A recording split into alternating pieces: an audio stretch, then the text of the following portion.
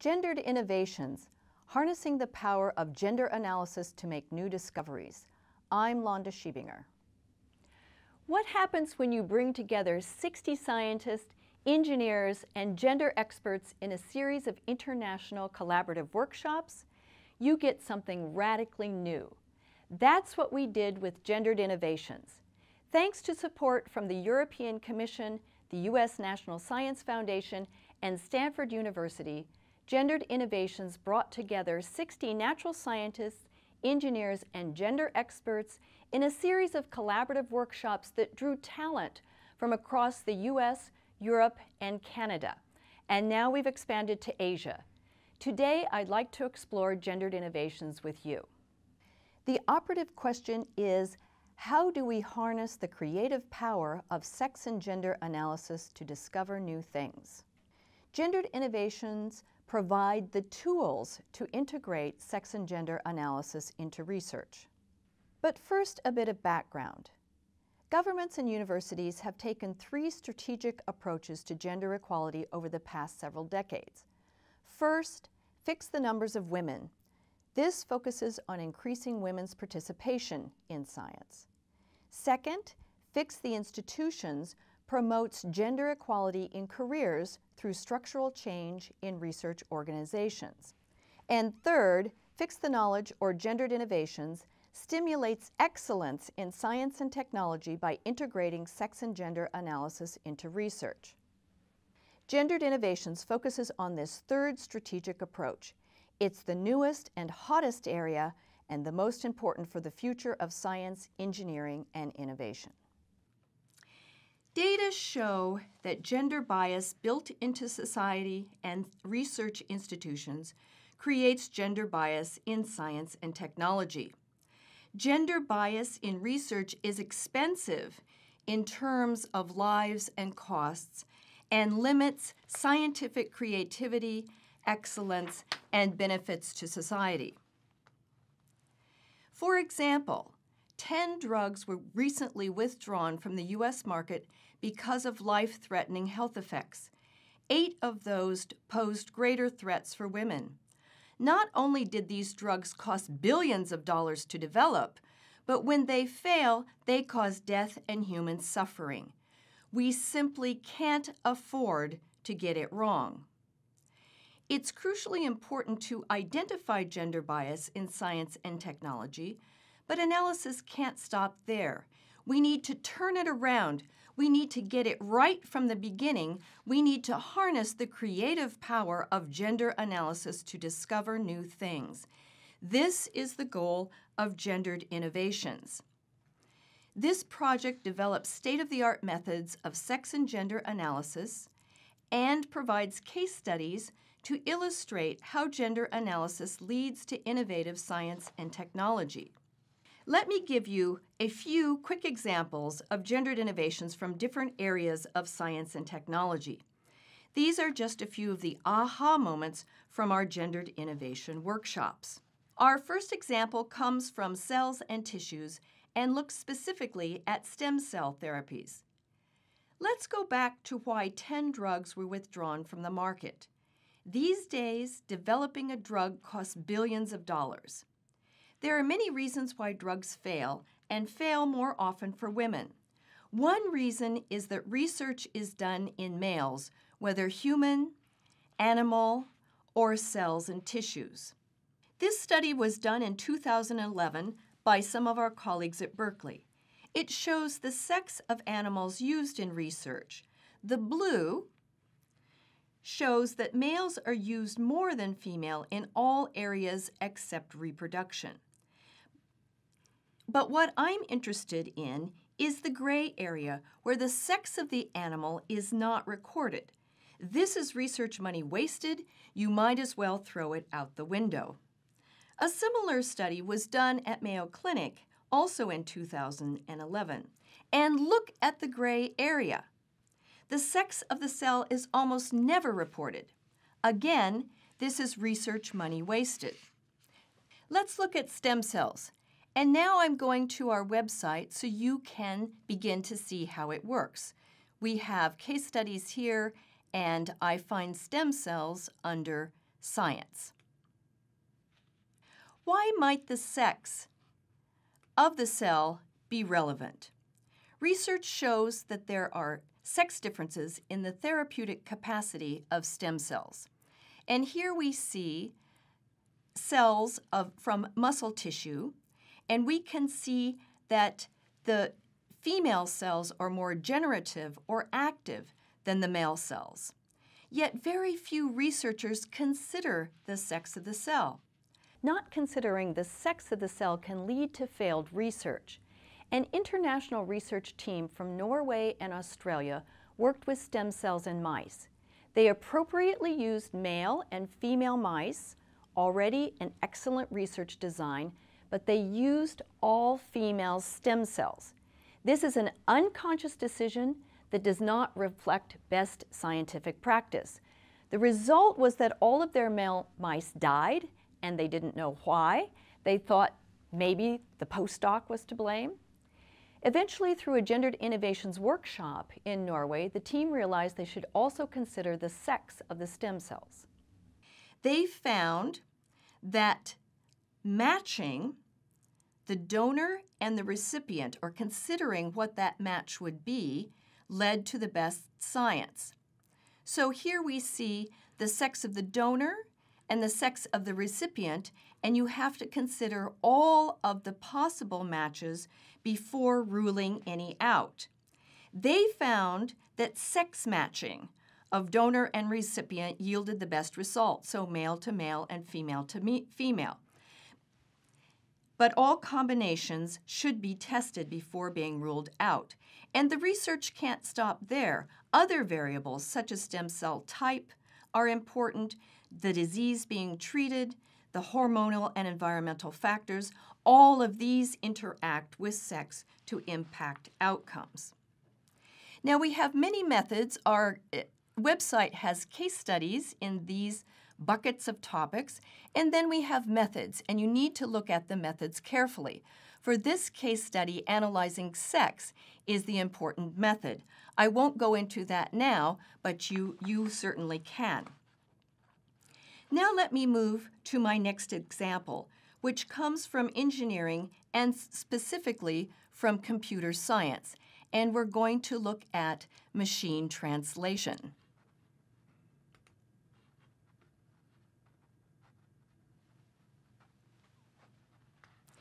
I start with the story. A couple of years ago, I was in Madrid and interviewed by some Spanish newspapers. When I returned home, I zoomed the articles through Google Translate and was shocked that I was referred to repeatedly as he. Londa Schiebinger, he says, he wrote, he thought. Google Translate has a male default. How can such a cool company as Google make such a fundamental error? Google Translate defaults to the male pronoun because he said occurs more often on the World Wide Web than she said. And here's the interesting part. We know from Ngram, another Google product, that the ratio of he said to she said has fallen dramatically from a peak of 4.1 in the 1960s to 2-to-1 since 2000. This parallels exactly the women's movement and robust governmental funding to increase the number of women in science. With one algorithm, Google wiped out 40 years of revolution in language, and they didn't mean to. This is unconscious gender bias. The fix? A couple of years ago, the Gendered Innovations Project held a workshop where we invited 2 natural language processing experts, one from Stanford and one from Google. They listened for about 20 minutes, they got it, and they said, we can fix that. While the fix is complicated, the search for solutions is on. Once they got it, we got an innovation. Fixing is great, but constantly retrofitting for women is not the best road forward. A deeper fix would be to integrate gender studies into the engineering curriculum at places like Stanford University so that Google engineers don't make such an error in the future. My next innovation takes us to sub-Saharan Africa and water infrastructure. So now I'm going to environment and to water infrastructure. Nearly 1 billion people worldwide lack reliable access to water. In sub-Saharan Africa, women and girls spend 40 billion hours annually carrying water. Here, the gendered innovation is tapping into this local knowledge. Because carrying water is women's work, many women have detailed knowledge of the soils and water they yield, knowledge that is vital to civil engineers when placing wells and water taps. Here we see a woman in Ghana mapping well sites. Such community participation vastly improves water services. And here we get a win-win. When girls aren't carrying water, they tend to go to school and potentially break out of the cycle of poverty. My final example of an innovation here comes again from engineering, and I'm going to look at assistive technologies for the elderly. The world population will age dramatically by 2050, as we see on this chart. This is a problem for Europe, for the US, and also for Japan. Large elderly populations will place a growing strain on human caregivers, health, and social systems. This case study explores markets for assistive technologies for the elderly and looks at the value added of considering both sex and gender when designing these technologies. Assistive technologies support independent living for the elderly. When developing these technologies, it's important to look at the sex-related physical needs of men and women. Women, for example, tend to live longer, but may have more debilitating disease. Men, for example, tend to lose their hearing earlier. In addition to looking at sex differences, it's also important to look at gender differences. As they age, women and men have different partnering patterns. They have different experience in household management and different receptivity to technology. Elderly women, for example, more often live alone. And here, our engineering checklist, which you find up here, encourages researchers to analyze how sex and gender interact in individual women and men so that research can design the most effective and marketable assistive technologies. Designers want their products to be useful and appealing to both men and women. Gender becomes an issue as assistive technologies become more personalized. And we know that a lot of assistive robots are now being made. One of these is a robotic nurse named Cody that can bathe elderly people. Bathing will involve a very intimate relationship between human and machine, and designers need to get the gender of the machine right. Another assistive robot is Herb, home exploring robot butler, who can fetch household items for you. Herb can fetch you a cup of tea. He can remind you to take your medicine and even to clean up the kitchen. If there is a robot to clean up the kitchen, I'm ordering it immediately. As these robots enter our lives, we humans will gender them. Studies of machine voices, synthetic voices, I'm talking about machine-generated voices, show that human listeners assign gender to machine voices. That is to say, we interpret these machine voices as the voice of a man or a woman, even when the designer may have tried to create a gender-neutral voice. Apple's Siri, the original iPhone voice, is interesting in this regard. Ask Siri why she is a woman. I do this sometimes as a party game. One of her responses is, I was not assigned a gender, implying that it's not Apple's fault that you, the listener, ascribe gender to her. As soon as humans interpret a voice as masculine or feminine, we tend to apply all of our cultural stereotypes to the machine. Considering sex and gender when designing new assistive technologies will be one important factor to ensure that the products are successful with all users. There are many gendered innovations we could discuss. Through the Gendered Innovation Project, we developed 23 case studies that you can see here in this area. These case studies range from the subfields of science and engineering, from the design of video games to osteoporosis research in men and to climate change, just to name a few. Designing sex and gender analysis into research and innovation is one crucial component contributing to world-class science and technology. As our case studies demonstrate, integrating sex and gender analysis into research enhances excellence and sparks creativity in research. Sex and gender analysis adds value to society by making research more responsive to a broad number of diverse users. The next step is to bring the current generation of researchers up to speed in gender analysis. We might do this through 5 interrelated policies. Now let me ask you, by show of hand, how many of you work with granting agencies?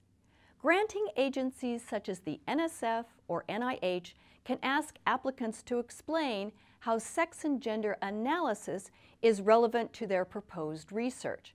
Several granting agencies have developed innovative policies in this area.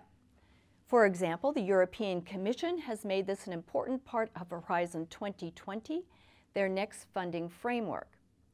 Also, since 2010, the Canadian Institutes of Health Research requires all applicants to consider the sex and gender in their research. And since 2008, the Gates Foundation requires applicants to consider gender in agricultural research. Now, second, how many of you are on hiring and promotion committees? Hiring and promotion committees can evaluate researchers and educators on their success in implementing gendered innovations. This can be one factor taken into consideration. Third, how many of you are on editorial boards of peer-reviewed journals? Editorial boards of peer-reviewed journals can require sophisticated sex and gender analysis when selecting papers for publication. A number of journals do this.